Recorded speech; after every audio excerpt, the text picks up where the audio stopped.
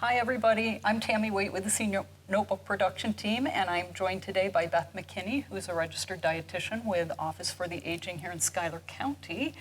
And we've been doing a series of cooking demonstrations or food prep demonstrations. These are some easy-to-prepare menus that you can use for a nice light supper or an additive to whatever you're having for your supper or lunch even, right? Absolutely. So what are we doing here today? Well, the recipe is called Crunchy Goddess Salad with Cherries, which sounds amazing, but really what it is celery salad. Oh, okay. And it's a nice, crisp, cool salad. If you're a person who maybe wants to eat salad, but you're sick of lettuce, this is an alternative. Nice. And every now and then, celery goes on sale, and we end up with a lot of celery going bad in our refrigerator.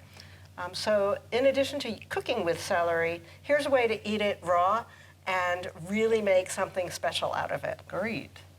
I like that because that's so true. You buy celery because you need 1 or 2 stalks for a recipe, and then you don't use celery again right away. Exactly. And then you're buying more. So, exactly. yeah. The compost is getting a lot of celery, but not today. So today we're starting with a bunch of ingredients that you can mix and match. The recipe is very forgiving. Okay. And so what we're doing is adding some frozen green peas that have defrosted or will defrost by the time we're ready to eat. And we are also adding some dried cherries.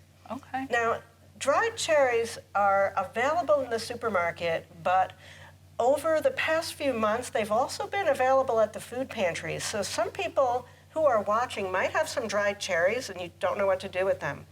If you don't have dried cherries, you can use apricots, you can use dried cranberries, you can even use raisins. Great. This is awesome with raisins. Okay. I'm also adding some parsley, which is another item that a lot of people might have growing in their garden. Yes. For a while. But this is simply chopped parsley as well as some pecans. Okay. And any nut will do. Pecan is a softer nut, so if you do have issues with chewing, it's a possibility. Or you can leave out the nuts if you don't like them. You can also put sunflower seeds or other seeds in. That's a good idea.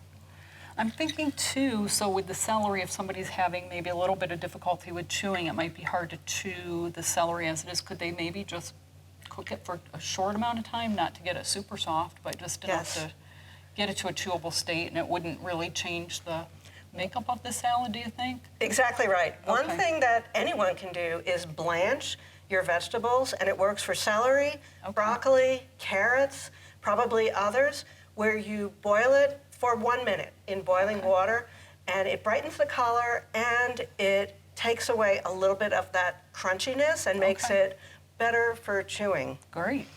So those are the ingredients, and then I did make a little dressing ahead of time, and it's made with, believe it or not, yogurt and mayonnaise. And in that I added fresh lemon juice and a hint of salt and pepper. Okay. And if you must know, you know those little tiny packages of salt and pepper that you get at a fast food restaurant? I put in 1 tiny little salt and 1 tiny little pepper. And when you think about how many people this will serve, you'll realize that it's pretty low sodium. That's great. And we're definitely always talking about the low sodium, aren't we?